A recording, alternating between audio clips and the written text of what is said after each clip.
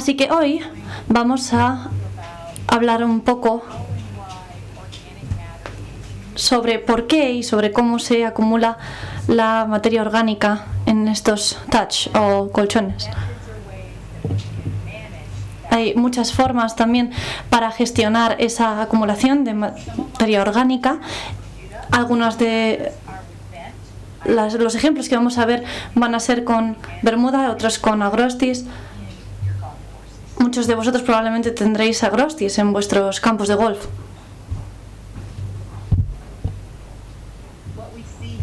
Lo que vemos aquí es un aumento de esa materia orgánica .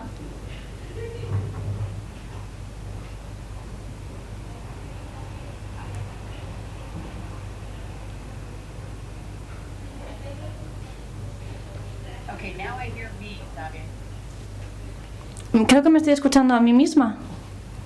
Xavier, ¿puedes ayudarnos con esto?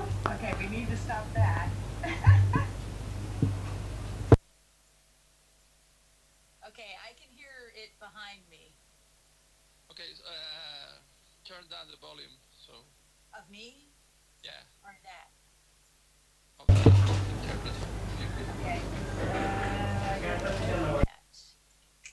Well, your own volume. Okay. Hang on. Okay, but then, okay, there. Now, can you still hear me though? Okay. Yeah.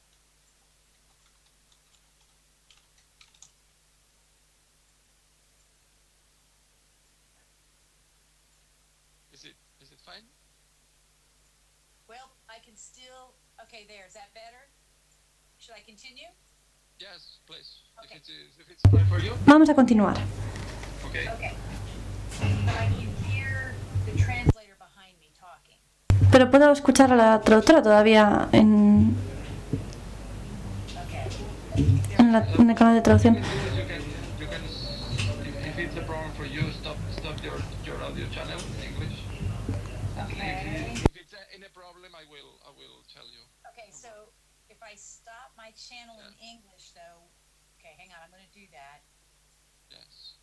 On your right side there is. Okay. Let's do that. I did that. Hang on, now I got to get back to where I am. Ah, where'd it go? Okay, okay, hang on. There I am. Okay, there. Now, is everything working? And she can still, okay. So, continue on. Sorry, guys. So what we have... Vamos allá. Así que lo que tenemos aquí, como decíamos, es algo que habréis visto alguna vez ya, es ese thatch, ese colchón, y esas capas separadas entre estas dos líneas, que aquí arriba está menos descompuesto y el thatch que está totalmente descompuesto. Sin embargo, sin importar estas capas de materia orgánica, aparecen tanto en el fairway como en el green. ¿Cuándo es un problema thatch? Es un problema cuando hay demasiado, y entonces podemos también tener escalpado o scalping. Podemos tener un problema porque el agua no pueda penetrar esa capa de thatch o del colchón y humedecer correctamente el suelo. Y este thatch puede contribuir a ese desarrollo de puntos hidrofóbicos en el suelo, en nuestro suelo. Una de las formas que utilizamos normalmente en investigación para comprobar precisamente esa hidrofobicidad, esa hidrofobia al agua, es realizar este test de penetración del agua. Lo que hacemos normalmente es tomar una muestra del suelo y dejamos que se seque totalmente. Lo dejamos en nuestra oficina, que se seque totalmente, que se deshidrate, y cuando ya lo está, aplicamos pequeñas gotas de agua y vemos cuánto atraviesa ese suelo, y así nos da una idea de cómo de rápido ese agua es absorbida por nuestro suelo. De esta forma podemos ver aquí algunas gotas que todavía no han penetrado del todo en nuestra capa de suelo y que no han podido entrar. Entonces este suelo es un poco más hidrofóbico en ese punto de lo que nos gustaría.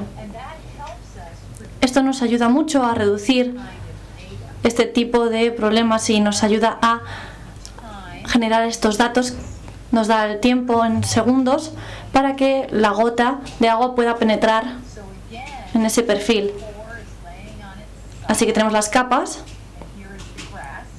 Aquí tenemos el césped, digamos. Y este es el largo del core en centímetros.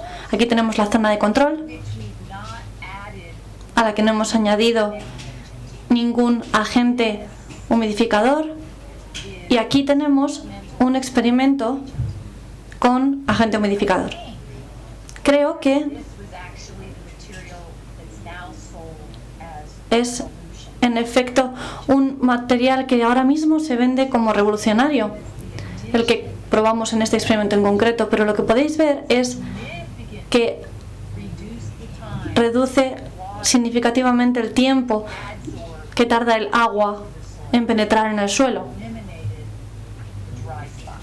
eliminando los puntos secos, y vemos que funciona en hasta una profundidad de 3 centímetros al menos. Por lo tanto, tanto en el touch como en la materia orgánica pueden verse afectados por todo esto. Es un test muy sencillo de realizar si contamos con el desarrollo de un suelo hidrofóbico.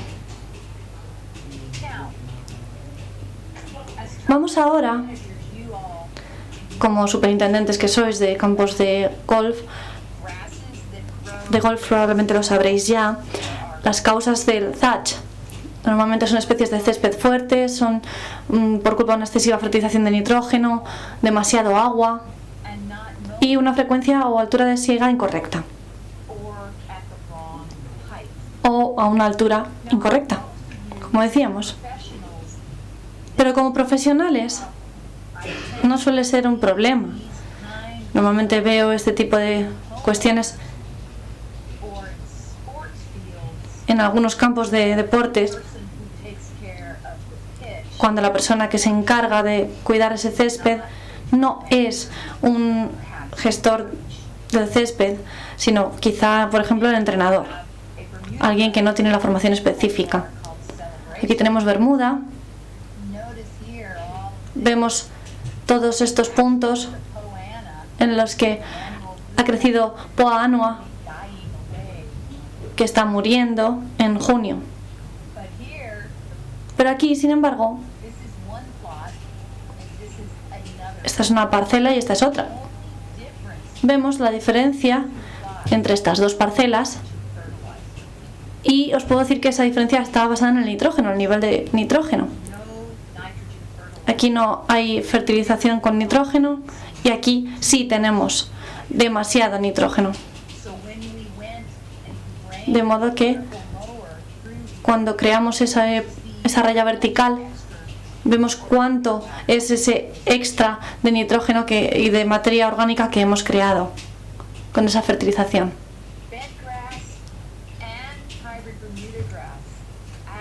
Tanto bentgrass como bermuda normalmente tienen una densidad de brote muy alta y mucha materia orgánica. En el caso de la bermuda, probablemente no muchos de vosotros uséis bermuda, pero bueno, tenemos aquí un ejemplo de una de las especies más antiguas, incluso desde los 60. Y aquí tenemos otros que llevan solo desde los 90. Champion y Tiff Eagle. Se sabe que no pueden segarse a una altura demasiado alta.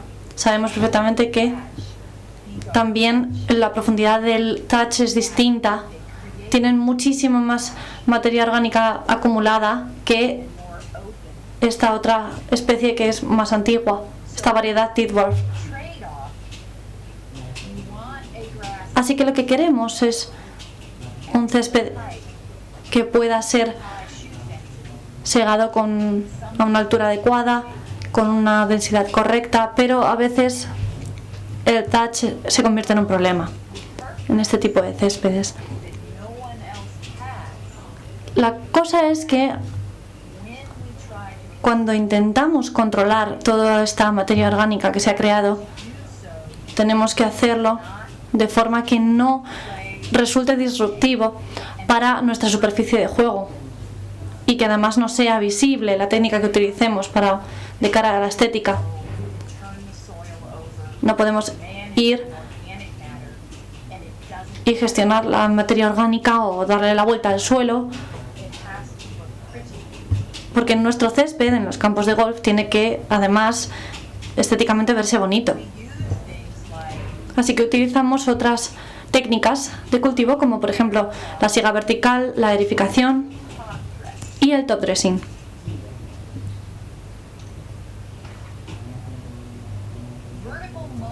La siega vertical es la herramienta número 1 para controlar el touch en todos vuestros putting green. Tenemos algunas herramientas un poco extrañas para, a nivel particular. Sí que es verdad que se usan, pero es una herramienta que lleva muchísimo tiempo a la hora de eliminar el touch. Así que tenemos las segadoras verticales en nuestro sector, que normalmente se separan en la intensidad con la que actúan en la siega o el daño que pueden hacer al green. De modo que tenemos equipos, unidades de corte vertical individuales con más intensidad, pero no hacen mucho más. También tenemos las unidades de siega vertical montadas en tripletas. Y luego la de menor intensidad, que serían los groomers. Y son, su objetivo es precisamente mantener el césped a una alta calidad. No están pensadas tanto como para eliminar esa capa de thatch o colchón. Así que vamos a verlas una por una. Las unidades individuales de siega vertical, por ejemplo,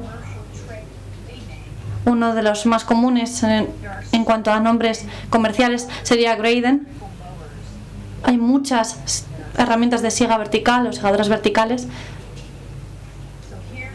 Aquí tenemos un ejemplo. Sé que muchos de vosotros probablemente ya lo habréis probado. Aquí hay muchísima materia orgánica que hay que eliminar. Habría que quitarla de la parcela. Y normalmente, por ejemplo, para el agrostis en Estados Unidos hacemos la siega vertical en el momento más frío del año. A medida que nos acercamos al otoño, eso sería para nosotros septiembre. Esta es una imagen de una siega vertical en Bermuda. Hemos ido hacia un lado y luego hemos ido en el otro lado, en el otro sentido. Y después volvemos otra vez. De modo que abrimos realmente la zona y luego realizamos ese top dressing y dejamos que el césped se recupere. Uno de los problemas con esto, por supuesto, es que dañamos el green y lleva un tiempo luego para que se recupere y para que vuelva a crecer. De modo que una de las cuestiones en las que normalmente nos fijamos para todo esto es un programa de siega con, por ejemplo, siega vertical en este caso, 4 meses al año. Esto sería un ejemplo de un programa para Bermuda, y la Bermuda, la variedad, todavía estaba en crecimiento activo. Pero ¿qué ocurre? Si hacemos esta línea, vemos aquí en el momento de siega vertical el césped no se podía recuperar. Y aquí está la calidad relativa del césped, del putting green, en este caso. Tenemos la línea aquí, vemos cómo ha caído y cómo esa siega vertical excesiva no ha ayudado en absoluto a que se recupere el césped, a que se recupere nuestro putting green. Ha sido demasiado. Y vemos aquí también el vertical profundo estándar, que sería solo en 2 momentos, en junio y agosto. Y lo que podemos ver es que aquí sí hemos conseguido controlar el touch, y sin embargo el green ha tenido tiempo de recuperarse, ha conseguido una alta calidad, y podemos ver cómo esa siega vertical se podría aplicar más correctamente.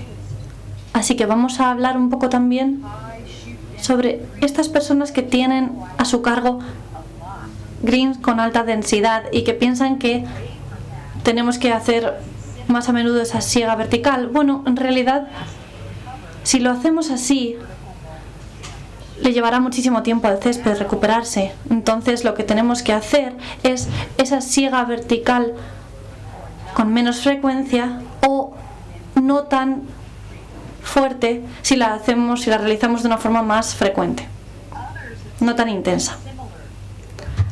Aquí vemos un trabajo parecido, un ensayo parecido. Tenemos la materia orgánica, un putting green de Bermuda, de nuevo. Y lo que vemos aquí en nuestros datos es que cuando tomamos muestras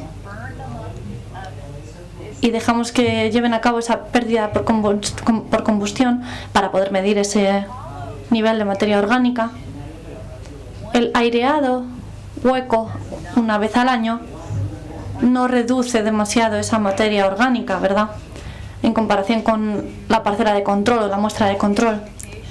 2 aireados al año, o 3 incluso, aireados siempre huecos, producen un mejor control.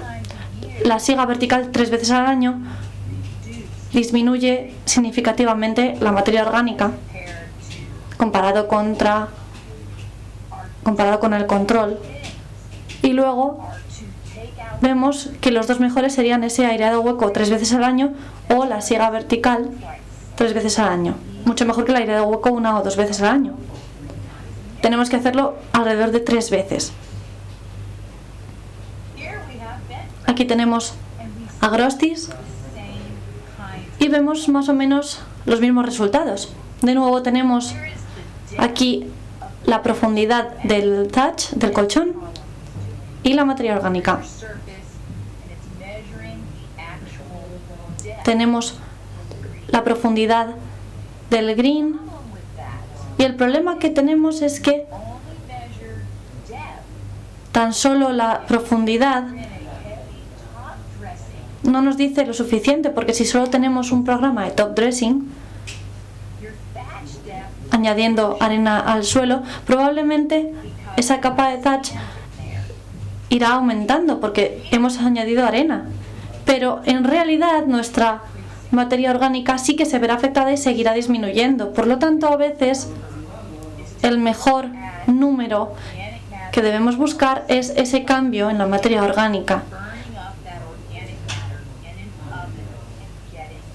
después de esa pérdida por combustión, y así veremos si realmente está funcionando, porque en 2 años en este agrostis hemos visto cómo la siega vertical, por ejemplo, ha disminuido la materia orgánica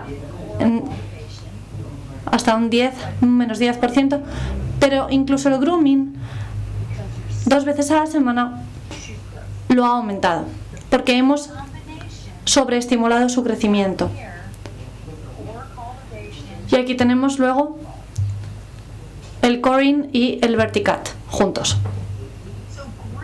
De modo que los groomers pueden no ser tan útiles como hemos visto en el ejemplo anterior si tenemos, por ejemplo, una gran capa de thatch.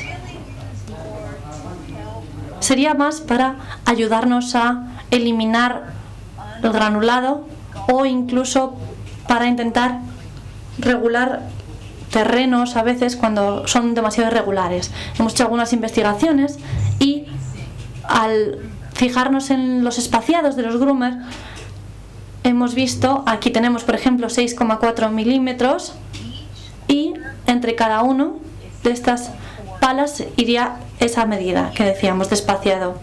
Y aquí está el otro con una diferencia bastante mayor de 12,8 milímetros de espaciado. Este groomer es mucho más ancho en cuanto a las palas de corte, tiene muchísima más amplitud. ¿Por qué nos importa? ¿Por qué es importante esto, esta diferencia? Tanto en agrostis como en bermuda tenemos estolones y rizomas. Tenemos la superficie de agrostis, por ejemplo, tenemos aquí estolones y para cada nódulo, por ejemplo, aquí hay uno, aquí hay otro, tenemos crecimiento, aquí tenemos más nódulos. Entonces, si pasamos con el groomer y hacemos un corte aquí, por ejemplo, o aquí, vamos a aumentar ese crecimiento de los brotes. Esa es una de las razones por las que pasamos el groomer. De modo que un groomer que tenga tan poco espacio como el de la izquierda, por ejemplo, probablemente haga un mejor trabajo a la hora de mejorar ese crecimiento de brotes a raíz de estos nódulos, de cada nódulo. ¿Y por qué es tan importante? Bueno, es muy importante porque el groomer, como hemos dicho, ayuda a ese crecimiento, y aquí tenemos, a medida que pasamos ese groomer, tenemos algunos incrementos en esa capa de touch,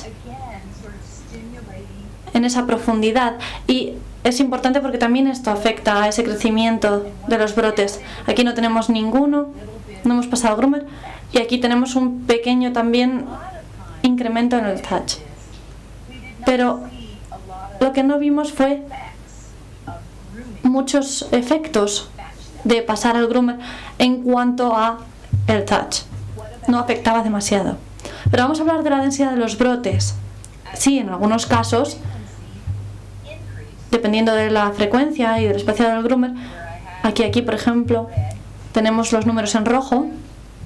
A medida que pasábamos el groomer con más frecuencia, aquí no hay, aquí una vez a la semana, aquí 3 a la semana, aquí 6, aumentábamos esa densidad de los brotes. De modo que ese grooming aumenta la densidad de los brotes y el crecimiento de la planta.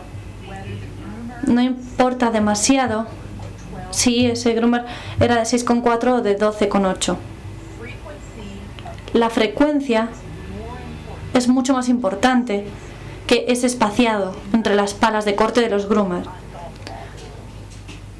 No vimos influencia en el rodado de la bola, no se vio afectado por ese grooming. De modo que vamos a ver otros efectos de usar el groomer. Aquí tenemos un potting green de agrostis, de McCarthy et al. Tenemos grooming 2 veces a la semana y nos muestra que, como decíamos, estimula ese crecimiento de la planta y aumenta también, por supuesto, la materia orgánica de nuestro césped. Así que, ¿qué pasa con la aireación o aerificación?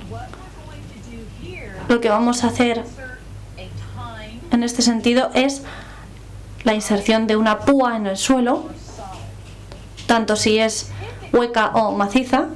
Normalmente nosotros pensamos en la aireación como un medio de relajar esa compactación del suelo, aligerar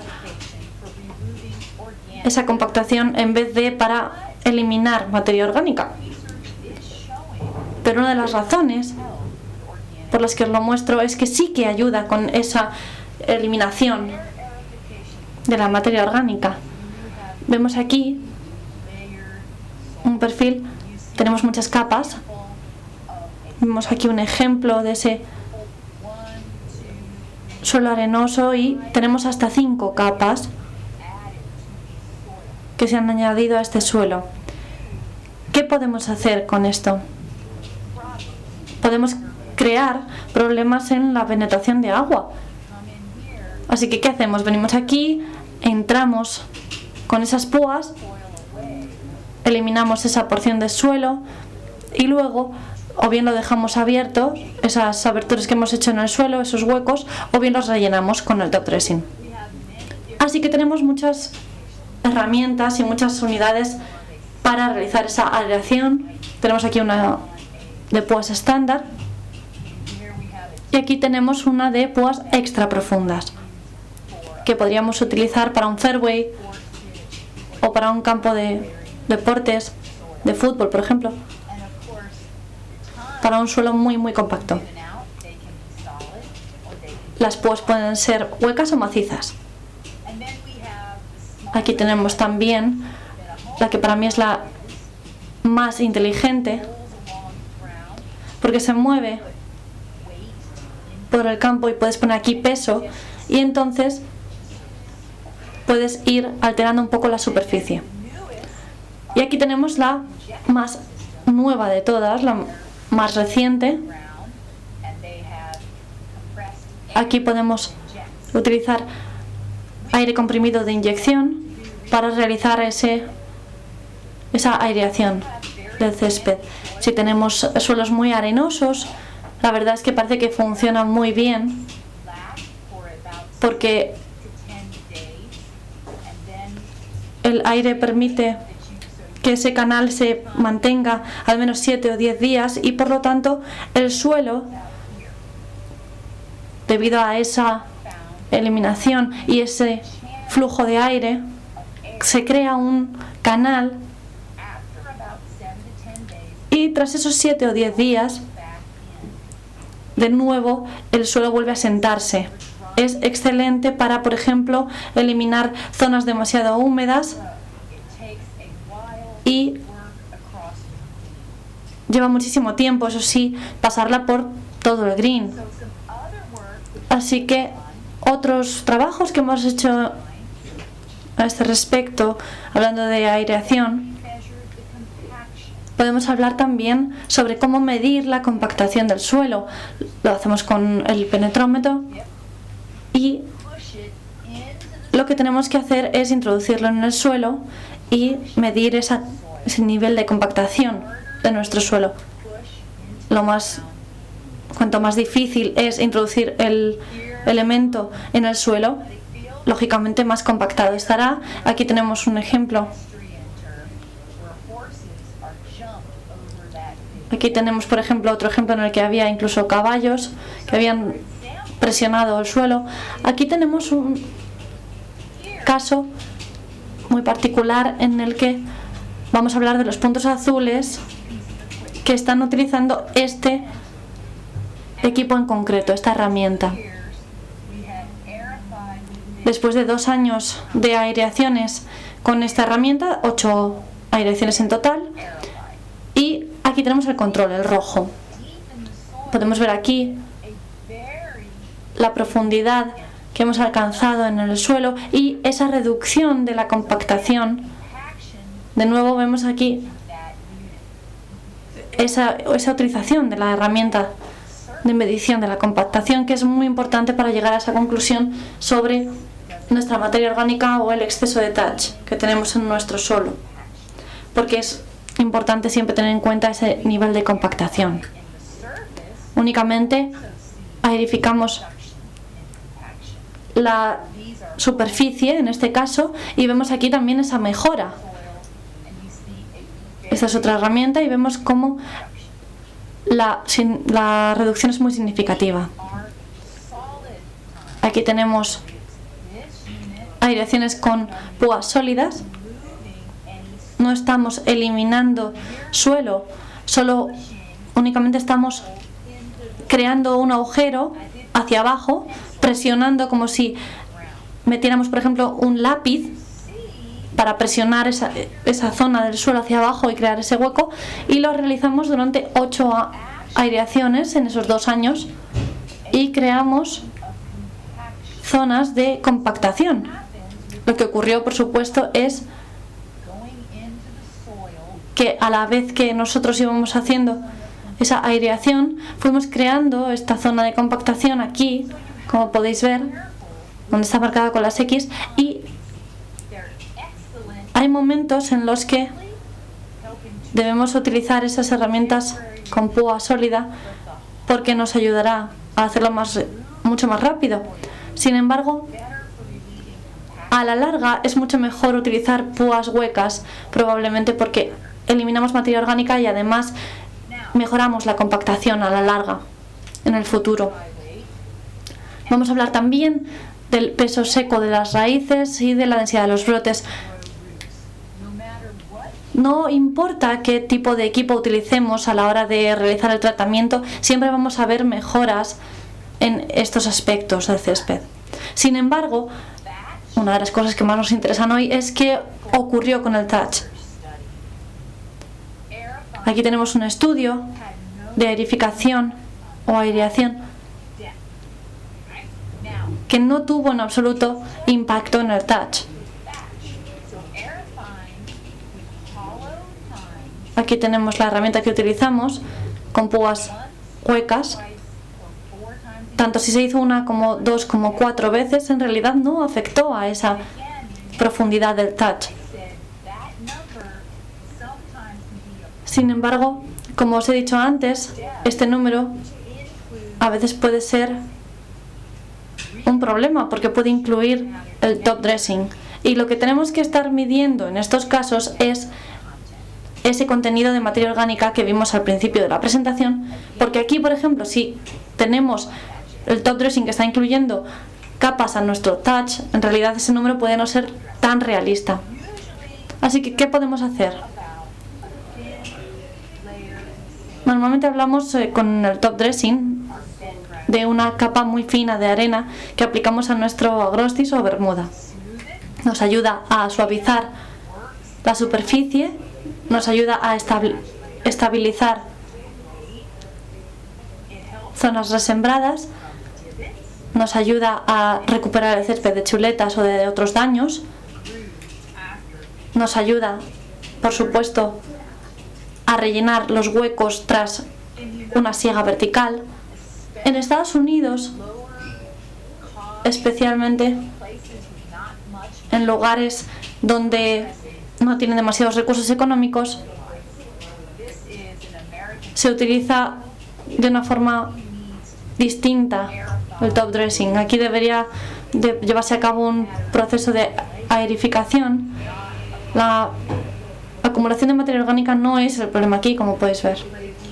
Sin embargo, y de nuevo, si solo medimos esa profundidad del touch, los números podrán ser bastante engañosos porque tendremos esa acumulación de arena.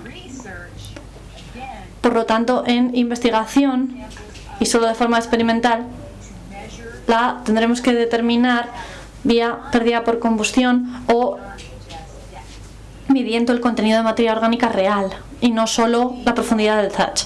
Vemos aquí, por ejemplo, también todas las capas de arena que hacen que parezca que este agrostis tiene un colchón enorme y sin embargo la mayor parte es arena. De nuevo, para mostrar cómo esa inclusión del top dressing puede crear un número artificial o engañoso, tenemos otro estudio y aquí tenemos la frecuencia bastante alta de top dressing y vemos ese aumento en el touch por esa acumulación de arena. Por lo tanto, lo que creo es que muchas personas, muchos responsables están realizando ese top dressing con más frecuencia y con tasas más bajas. Vemos lo mismo también, mismos ejemplos en bermuda, en agrostis. Aquí lo tenemos en agrostis, como decía, y aquí vemos que si solo medimos la profundidad del touch, aquí tenemos la aerificación de primavera, el pinchado de primavera y de verano, y aquí tenemos mucho más colchón, mucho más touch que, por ejemplo, en el control. Pero, como hemos hablado, hemos medido también ese contenido de materia orgánica, esa concentración en nuestro suelo, en el touch, y tenemos, tras el pinchado de primavera y tras el pinchado de primavera y de verano, vemos que realmente sí ha disminuido muchísimo en comparación, por ejemplo, con el control. Este era un potting green de Agrostis, como decíamos. Pero vamos a ver un poco las conclusiones de realizar ese top dressing.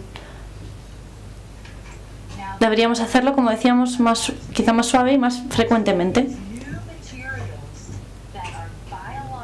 Algunos materiales biológicos pueden ayudarnos a eliminar parte de nuestro touch. Por ejemplo, algunos contienen bacilos o pseudomonas. Algunos incluso contienen algo de hierro o nitrógeno. Estos materiales se aplican en spray en nuestro césped y estimulan esa eliminación del touch o del exceso de materia orgánica. Aquí tenemos uno, por ejemplo, que es bastante común en el mercado y vemos toda la composición. Tiene bacilos y todos los nutrientes provienen de fuentes orgánicas. Tenemos compuesto de pescado, de todo tipo. Entonces, lo importante es, aquí tenemos de nuevo Agrostis, tenemos distintas variedades, tenemos si hemos realizado o no una siega vertical, tenemos si hemos realizado o no el top dressing y tenemos el BioTouch. Esta práctica contenía tanto bacilos como bacilos licheniformes. En realidad medimos todo esto 24 veces a lo largo de varios años y vimos esta reducción, y también en el caso del BioTouch una gran reducción. Tras 24 medidas,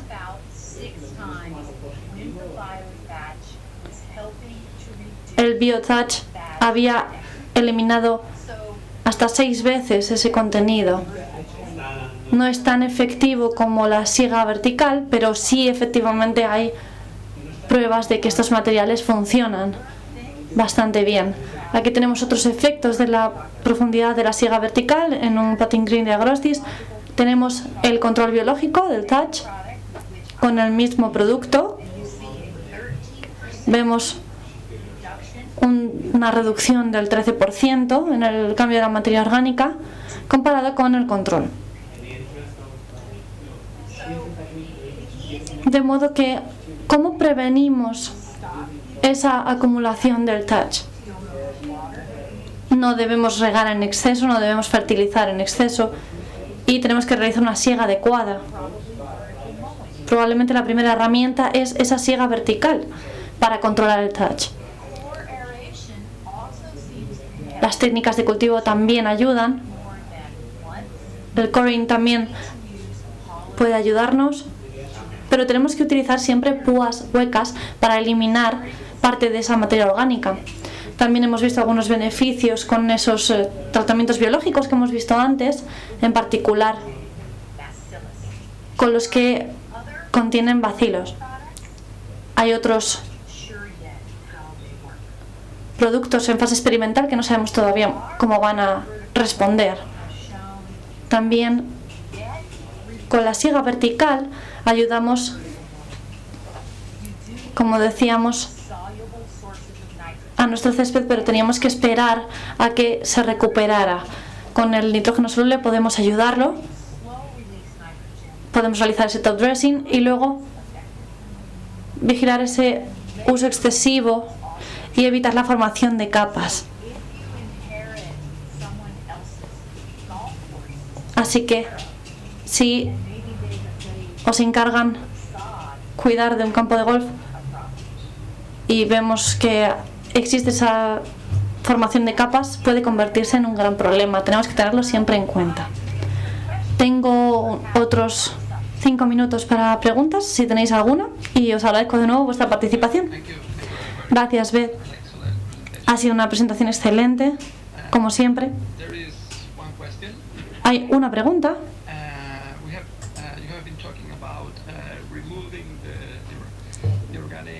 Hemos hablado sobre la reducción de la materia orgánica en el TACH, y considerando la relación entre la materia orgánica y la población microbiana del suelo, ¿cuál sería el nivel mínimo de materia orgánica para mantener a nuestra población microbiana en un buen estado?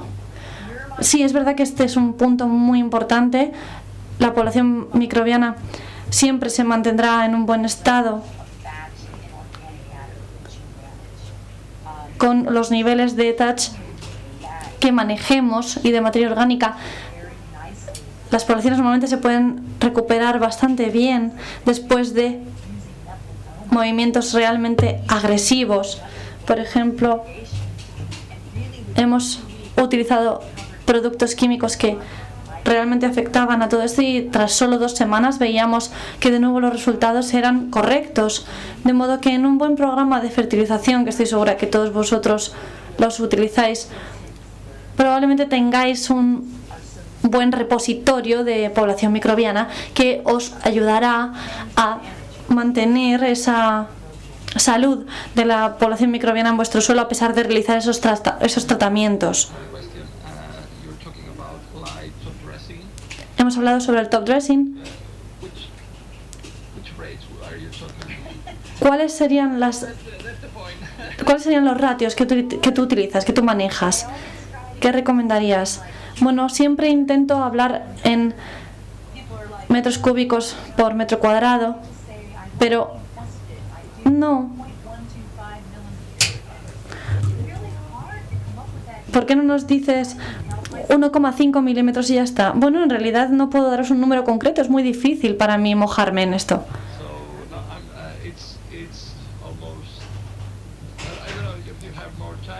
No sé si tienes un poco más de tiempo, si quizá... Sí, tengo 5 minutos, no te preocupes. Vamos a ver si hay alguna pregunta más.